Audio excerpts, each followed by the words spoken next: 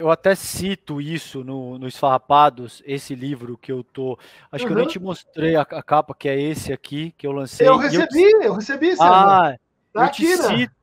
eu te cito nesse trabalho porque você fala muito a respeito de como o capitalismo agudizou essa dimensão do sofrimento psíquico, do Uhum. cansaço, etc. e tal.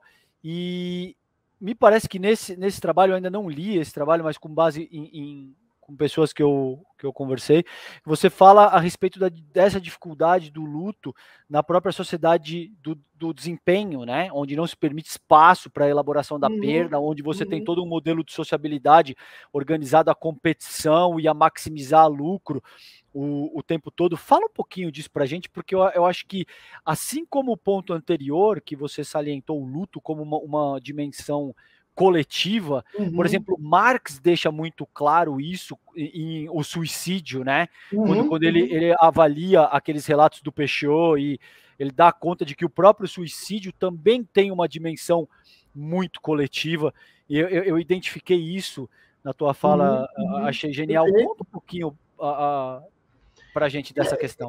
Eu acho que a gente já estava falando disso quando apareceu esse entendimento de que o luto é um processo individual, né? Por trás dessa crença, vamos dizer assim, vem a ideia de que, olha, diante da perda, você tem que viver isso sim sozinho, né? Você tem que elaborar isso como um processo, vamos dizer assim, tão pessoal que ele ele não deve se espalhar, ele não deve se espraiar para os outros. Isso é a própria imagem, né, de como a gente tem tratado da morte, né, com vergonha, perdeu a batalha, em silêncio, no hospital, sem que a gente consiga autorizar uma fala sobre isso que não seja de natureza, vamos dizer assim, religiosa. Né?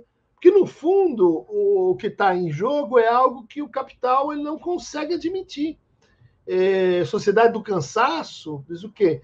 Bom, a gente pode trabalhar indefinidamente. Não precisa de sono, não precisa de intervalo, não precisa de férias, não precisa. A produtividade ela consegue se espraiar para além, né, do que seria assim a matéria-prima, né, a corporeidade. Então há um elemento, está lá no Marx, há um elemento que resiste, né, no Körper, no corpo, né, em oposição ao Leib, né, a corporeidade. Entre uma coisa e outra, tem algo que eu acho que a gente pode recuperar, né, inclusive a ideia de trabalho vivo. Né? Trabalho vivo, trabalho morto. Você tem ali uma dinâmica em torno do conceito de vida que resiste ao capital. Né? E tanto na dimensão, vamos dizer assim, de que é uma perda que não serve para nada, né? Uma perda que você não consegue produzir uma mais-valia, uma reabsorção disso dentro do processo. Né? É uma perda, no caso do suicídio, né? Que mostra como tanto ele quanto o Durkheim e o Weber, né? Os fundadores concordam sobre esse ponto. Existe uma coisa que é o sofrimento, e o sofrimento é uma experiência social. Né? E o sofrimento, seja ele suicídio individualista, altruísta ou anômico, é sempre social. E o que é a nossa forma de sofrer contemporânea, pelo menos neoliberal, diz? Não, todo sofrimento é um sintoma. E alguém vai administrar esse sintoma. Seja um psicólogo, um psicanalista, um psiquiatra, o padre, alguém vai empreender em cima desse sofrimento. Então, há ao mesmo tempo uma cobiça, né, e das vidas que importam, né, para falar com a Judith Butler, e necropolítica. Essa é uma grande sacada de como o capital ela tem um problema, vamos dizer assim, com as vidas que não são monetizáveis. O que a gente vai fazer com elas? Vamos desaparecer sem luto? Elas vão voltar. Né? O zumbi, né? O zumbi, o fantasma, eu conto no livro, né, essa ideia de que o mito do zumbi é um mito brasileiro, africano, mas também antilhano. É um mito que vem Depois da Revolução de São Domingos, em que se coloca a questão como os ricos se tornam ricos. E a ideia é que elas se aproveitam do cadáver de pessoas que morrem sozinhas e fazem com que essas pessoas voltem à vida e trabalhem indefinidamente para o seu senhor. É um ótimo exemplo de como, na raiz de um certo capitalismo, você tem a negação da morte, você tem produção de mortos-vivos. Professor, tem algumas perguntas aqui de superchats, eu vou ler não todas em sequência, mas algumas eu queria que você respondesse o nosso público. Primeiro, o Gabriel Guimarães já está perguntando qual que é o nome do livro, se o senhor puder repetir, que acho que a galera, algumas pessoas Lutos entraram agora. Finitos e Lutos Infinitos. Né? É isso aí. Ou seja, a ideia é essa mesmo, o luto acaba, mas para quem sabe fazer o luto, ele se abre para um luto que jamais termina. Uhum. A Mariângela Valente pergunta aqui, professor, e quando as pessoas aceitam a morte e superam rápido, isso é algo normal? E aí eu emendo outra pergunta em seguida, do Marcelo Luz. Professor, a perfeição do Bolsonaro poderia ter como origem o seu complexo de Édipo mal resolvido? O pessoal foi profundo aqui. Mas essa pergunta ela não é muito boa, porque eu posso usar ela para qualquer coisa. O arcabouço fiscal não foi aprovado porque o Centrão tem o Édipo mal resolvido. Isso não dá, é mais específica a coisa, né?